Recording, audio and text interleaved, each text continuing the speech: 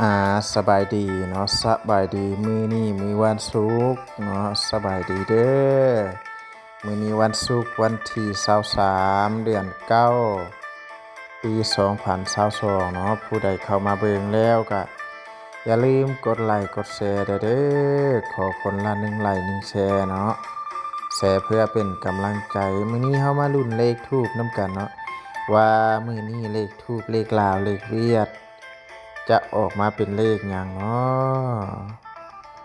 ะสำหรับผู้ที่มักเสี่ยงโชคเสี่ยงดวงเนาะเข้ามาเบิ่งแล้วก็อย่าลืมกดไลค์กดแชร์เนาะขอคนละ1ไลค์1แชร์ผู้ใดที่มีการนอนฝันเนาะอยากให้เปก็คอมเมนต์มาได้เด้อ02428222868เนาะมาลุ้นนำกันว่ามันออกมาเป็นเลขอย่างมื้อน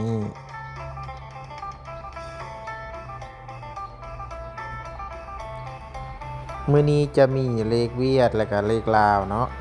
สำหรับผู้ที่เข้ามาเบิ่งไหมเนาะอย่าลืมกดติดตามเนาะกดติดตามแล้วก็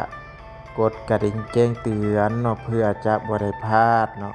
เวลาอัพคลิปลงเวลาลงเลขเวลาลงแนวทางมันจะเห็นง่ายเนาะจะเห็นไวผู้ใดบ่กดติดตามมันก็บ่เห็นเนาะคือบางคนบ่กดติดตามเวลามันถึกเนาะ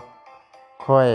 เอาไปรีวิวหน้าเพจเนาะบางคนมักคอมเมนต์ดราม่าว่าเลขออกแล้วเอาลงมันบ่แม่นเนาะถ้าผู้ใดบ่กดติดตามก็บ่เห็นเนาะกดติดตามแล้วก็ต้องกดกระดิ่งแจ้งเตือนไว้จึงจะเห็นทุกมื้อเนาะ1252922969เนาะเลขที่แปลนี่จะแปลจากทูปแล้วก็แปลจากความฝันสลับปนเปใส่กันเนาะบางตู้ก็จะเป็นแปลจากตำราเลขเนาะปัญหาเลขมาสมเทียบใส่กันให้ทุกคนเบิ่งว่ามักตัวใดก็ซื้อตัวนั้นเนาะถ้าว่ามื้อนี้บ่มักบ่ถูกใจก็บ่ต้องซื้อเลย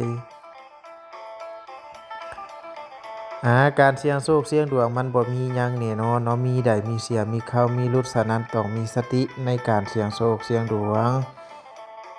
ลุ้นโตสุดท้ายนำกันเลขออก82เนาะ82เลขห้อย28เลขใกล้เนาะลุ้นโตสุดท้ายนำกันเด้อ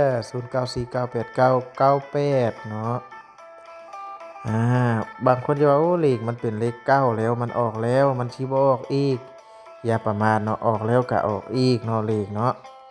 ออกแต่ตัวเก่าตัวเดิมผู้ใดเข้ามาเบิ่งแล้วก็อย่าลืม